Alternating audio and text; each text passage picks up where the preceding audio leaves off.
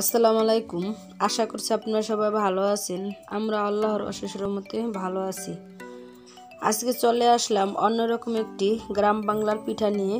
তা হচ্ছে আমাদের শরীয়তপুরের ঐতিহ্য ছড়া পিঠা। তা আমার সাথেই থাকুন, দেখতে থাকুন আমি কিভাবে তৈরি করি।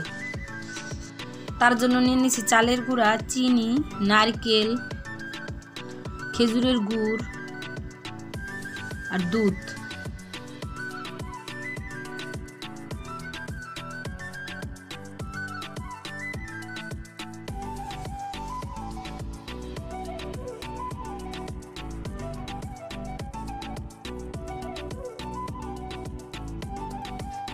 চুলায় পাতিল বসিয়ে দিলাম, দিয়ে দিছি পানি, তার ভিতরে দিয়ে দিলাম দুধ,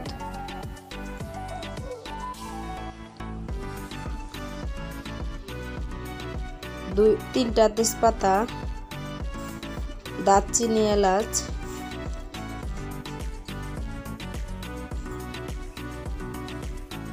তারপর নারকেল দিয়ে দিব।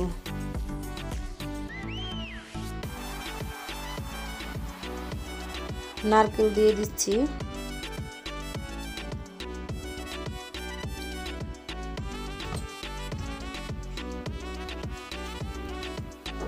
বলক চলে আসছে, এখন দিয়ে দিব পরিমাণ মতো লবণ আর দিয়ে দিছি চিনি।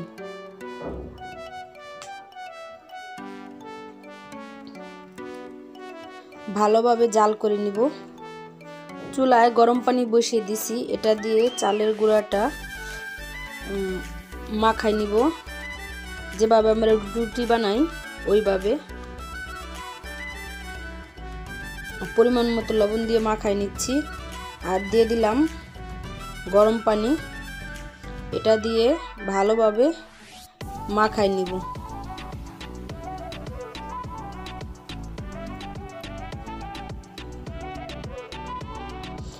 মাখানো শেষ। আর এখন ছড়া পিঠাটা আমি বানাই নেব। পিঠা বানাই নিচ্ছি। কয়েকটা বানাই আমি আপনাদের সাথে শেয়ার করলাম এটা আমি কিভাবে বানাই। এটা আমার মায়ের হাতের রেসিপি। দুধ, নারকেল, চিনি, পরিমাণ মতো লবণ সবকিছু দিয়ে ভালোভাবে জাল করে নিছি। এটার ভিতরে দিয়ে দিলাম। সবচেয়ে সহজ পিঠা হচ্ছে এটা চাইলে আপনারা ট্রাই করতে পারেন। এটা শীতের দিনে অনেক মজার একটা পিঠা। এটা এই চালের গুঁড়া দিয়েও হয়, তা গরম পানিতে সিদ্ধ করে নিতে হয়। আর যদি আপনারা পাটায় বেটে নেন তাহলে আরও বেশি সুন্দর হয়। আমি চালের গুঁড়া দিয়ে করলাম, কিন্তু আপনারা চাইলে পাটায় বেটে নিতে পারেন। এটাই সবচেয়ে সহজ।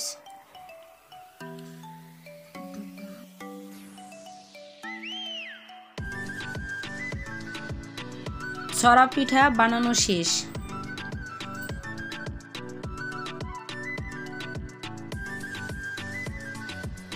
দিয়ে দিব খেজুরের গুড়। খেজুরের গুড়টা আমি গরম পানিতে গোলায় রাখছি, যাতে দুধের মধ্যে দেওয়ার পরে দুধটা ফেটে না যায়। এই জন্য আমি খেজুরের গুড়টা গোলায় রাখছি। আর এখন দিয়ে দিলাম।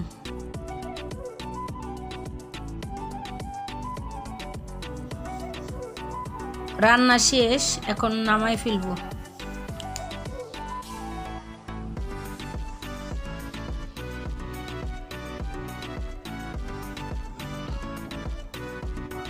এখন পরিবেশনের পালা। পরিবেশন করে নিচ্ছি। আমার এই ভিডিও ভালো লাগলে লাইক, কমেন্ট করবেন, সাবস্ক্রাইব করেন, আমার পাশে থাকবেন। আজকের মতো এ পর্যন্তই। আল্লাহ হাফিজ।